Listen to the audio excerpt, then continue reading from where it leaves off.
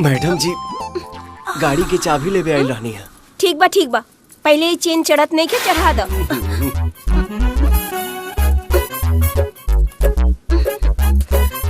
चढ़ा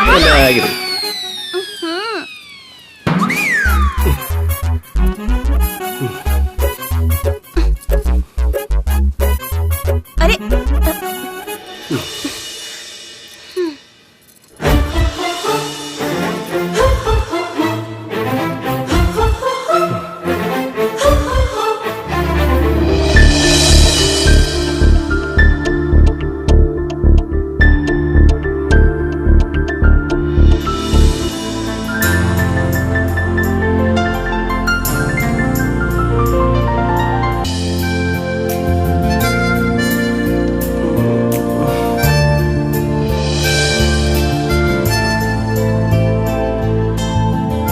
मैडम जी चाबी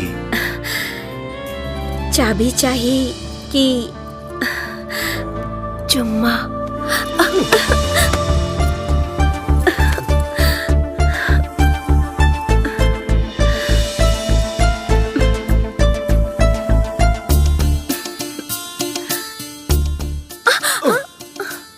काहे छटपटात बाड़ा? अकेले 10 मरद से भिड़ सकेला और एगो लड़की से भिड़े में दम घुटता। ये कौन नौकरी अरे? अरे चढ़ल है रहबू। अरे उतर जा देवता।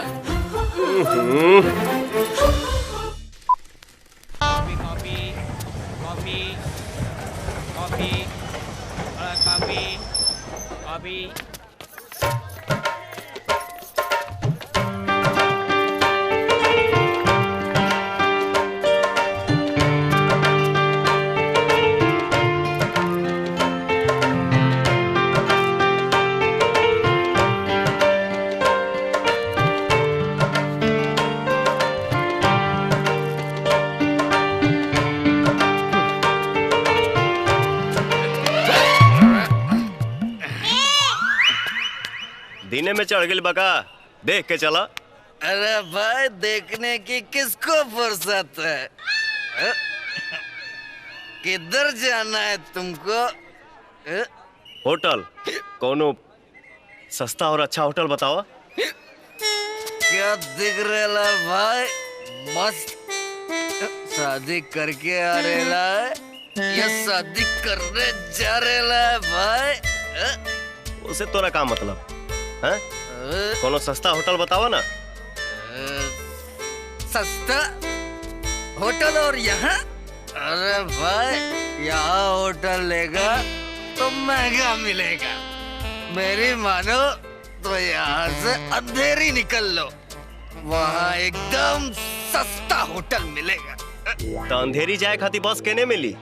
बस अरे भाई यहाँ से सीधा सामने जाने का, सामने एक टावर गिरेगा, टावर से सीधा लेफ्ट जाने का, लेफ्ट से एक पुलिस चौकी गिरेगा, अब पुलिस चौकी से सीधा एक वड़ा पाव की दुकान गिरेगा। देही के मेरुदंड भस गइल बका।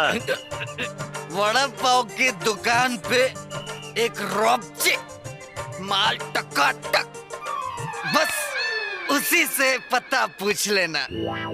बोले तो पता तो हमको भी मालूम है पर पता बस डिपो का हम भी उसी से पूछते हैं।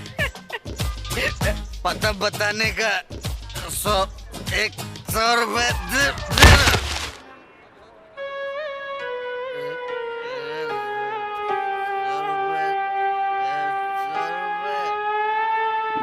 गिरावत सरवा खुदे गिर गई। अब ना ला, अब हम का करी? जाए तारा बहनी का देवड़ा साला।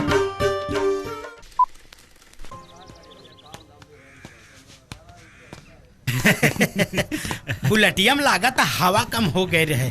तू बोल। एगो बात कही भैया, मुस्कान से छुटकारा पावे के चाहत है नु तो बियाह कर ली। बियाह वैसे भी भैया अब उम्र हो ही गई बा, पहले बियाह। हम तो लड़कियन के फोटो भी लेके आयल बनी भैया। शादी ये कहीं से नु होई रे? हाँ हाँ भैया, अरे जवान पसंद आए वही से करी है। हाँ हे दिखाओ। हाँ हाँ देखी भैया कितना सुंदर सुंदर लड़की बारी सी। मार्केट से चुन चुन के लाल बनी जा एकदम। कुल अभी ले कुंवारे बाड़ी सा। भैया आजकल फोटो ऐसा नहीं आवता नु, जमाना बदल गइल बा। फैशन भैया फैशन। अच्छा तो ये लोग बियाह वाला ब्रांड है। अरे भैया रउआ को पसंद नहीं है तो यकीन कैला हम सुनावता नहीं। लगाओ। हेलो हेलो, लड़की पसंद आ गई? अरे एकदम मस्त मस्त। तो रेट सुन ला लोगन, वो हाफ पैंट वाली के 5000 पर नाइट, और वो नाइटी वाली के एक रात के 10,000, और वो पैंटी वाली के पर नाइट 30,000 बोल ली।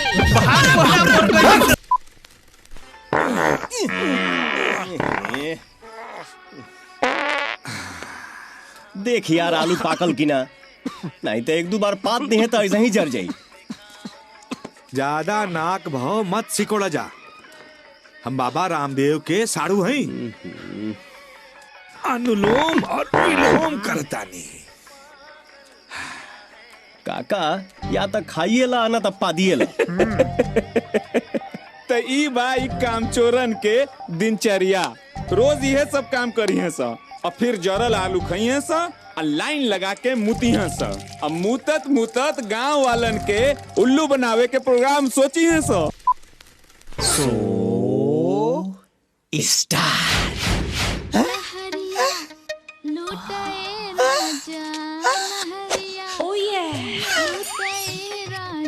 बाप रे बाप, जोबड़ा बाकी पहाड़। अरे पहाड़ देख के तो सांस फूले लगता। अरे तेरी पलट के अपने मुखरा के उजड़िया तो दिखा दा। अरे तेरी नैना के तीर तो चला दा ताकि बूढ़ा के मुक्ति मिल जाए। चिंता मत कर बाबू, तोरू नंबर आई। अरे नैन सुख से मुक्ति ना मिली है बुढ़ाओ। हाथ डाला, हाथ। हाँ हाथ डाल के टच कर, एकदम गच हो जाइबा। हाँ तो धैला तो गैला काका।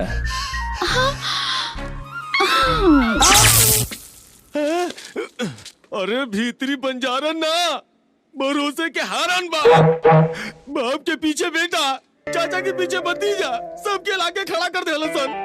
बड़ी बेइज्जती भइल हमनी के, एकनी के छोड़े के ना बा। मारा पगला। खामोश चूहियों।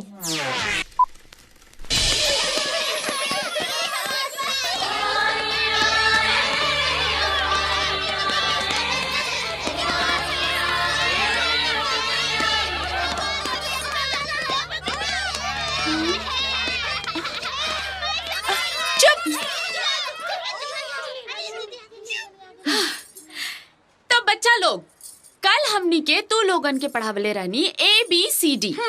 के याद कई के आइल बा? हाथ उठावा लोग। जी गुरुआइन जी। खड़ा हो जाओ।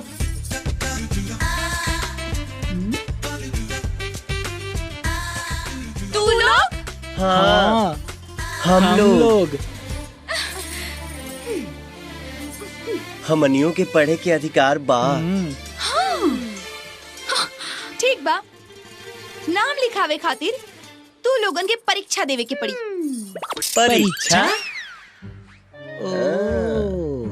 तो इनकमिंग खातिर परीक्षा देवे के पड़ी।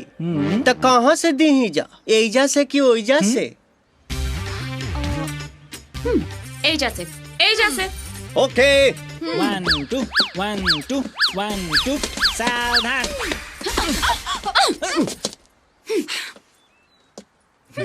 कहाँ से शुरू करें? का? परीक्षा। A से Z तक कुल सुनावे के पड़ी।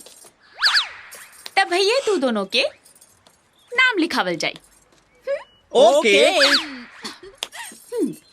A for Apple, B for बड़का एप्पल, C से छोटका एप्पल, D से दूगो एप्पल, E से इतना बड़ एप्पल, एच से फूल गए एप्पल। ला तजी से घुस गई एप्पल।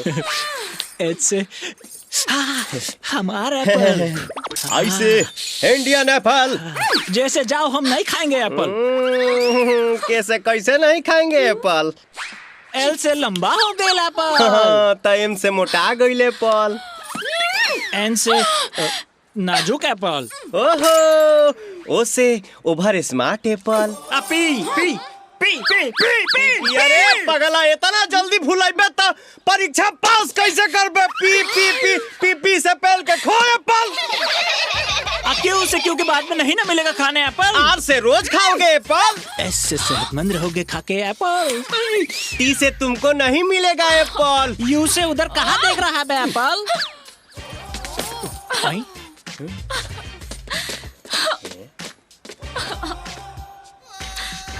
भी से भसक गई एप्पल। डब्ल्यू से डब्ल्यू खाई एप्पल।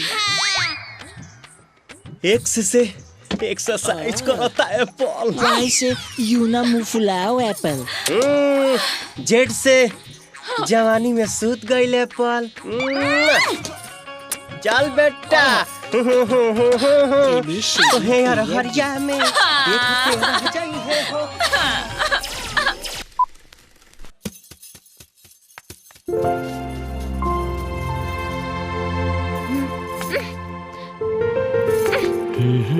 ए पहलवान यहाँ आवा। बोली हजूर, छुआड़ा खाइब की खजूर? तहार कपार खाइब। हम जाना तानी कि तुमके टाइट चीज बहुत पसंद बा। अच्छा तलूच कर दी का? अभी हमार मूड नहीं खे। ए ढेर चुनरा मत, हमके कोरा उठावा। हमके झाड़ू खाए के तनिको शौक नहीं खे। अच्छा एकर मतलब हमार डर बा तोरा अंदर। अंदर तो बहुत कुछ बा, लेकिन तू बहरिए रहा था ठीक बा। सुना ज्यादा बकबक मत करो, हमके उठावा कोरा में, झोल झारे के बा।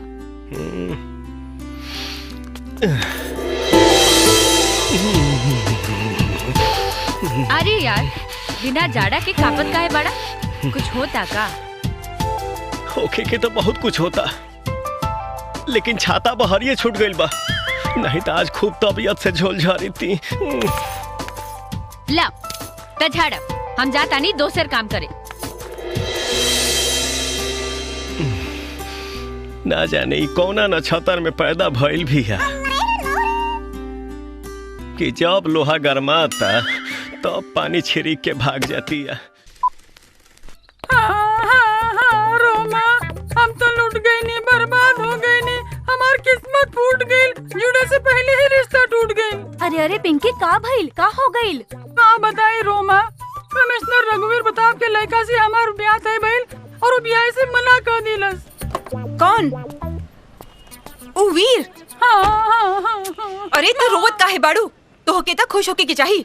उ एक नंबर के लुच्चा, लफंगा और आवारा लड़का ह। अगर ओकरा से तोहार शादी भइल रहत तो तोहार जिंदगी बर्बाद हो जात। ना ना ना, हमार जिंदगी बर्बाद ना, आबाद हो जात। ऐसा प्यार करे वाला दीवाना तो हम पहली बार देखनी। जे केहू के प्यार में पागल बा, काश वो लेके हम होती। कौन लड़की केकरा प्यार में पागल बा? राधा के।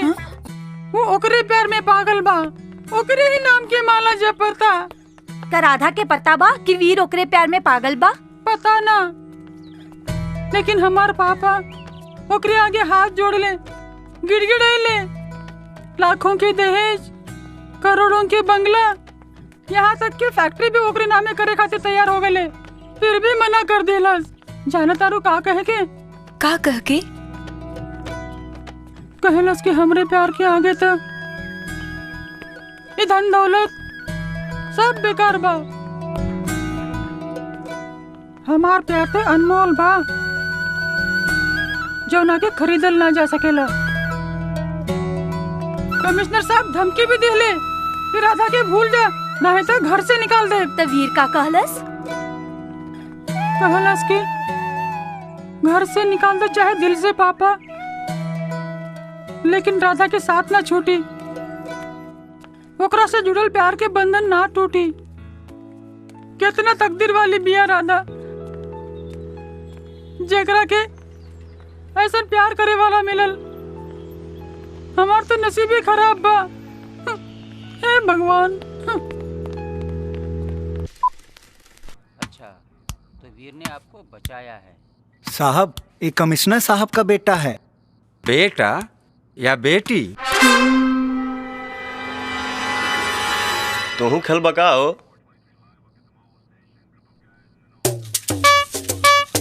भाई एगो एक्स्ट्रा ला खेला। वाह बेटा वाह, बहुत बढ़िया। तई नौबत यहाँ तक आ गई। हाँ पापा ना ना ना बेटा ना, कुछ बतावे का जरूरत नहीं खे, हमरा के सब मालूम हो। तोहरे ये हरकत का फैसला हम यहाँ ना तोहरे माँ के सामने करब। माही? हाँ बेटा, तोहके रूप में देख के वो कितना खुश हुई हो। हाँ हे भगवान, ये का हो गइल? हम बेटा पैदा कइले रही, ये बेटी कैसे हो गइल? अब हम कहाँ जाए रे दादा? अरे रोवल धोल बंद कर जानकी, यहाँ पर आंसू बचा के रखो, एकरे विदाई में काम आई। विदाई? हाँ, तू हमेशा कहता लो ना कि एकरा खातिर दुल्हन ढूंढी, अब दुल्हन ना दुल्हा ढूंढे क्या? दुल्हा आई हो दादा, ये का हो गइल? ये बेटी कैसे हो गइल? अब हम का करें दादा? अब दादा से का पूछत बाड़ू? अपने आप से पूछो। हमेशा अगर गलती छुपावत रहलू हो, अब तू ही भोगा भोगा।